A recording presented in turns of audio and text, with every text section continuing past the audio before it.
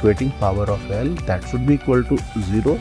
That means P is equal to 1 by 2.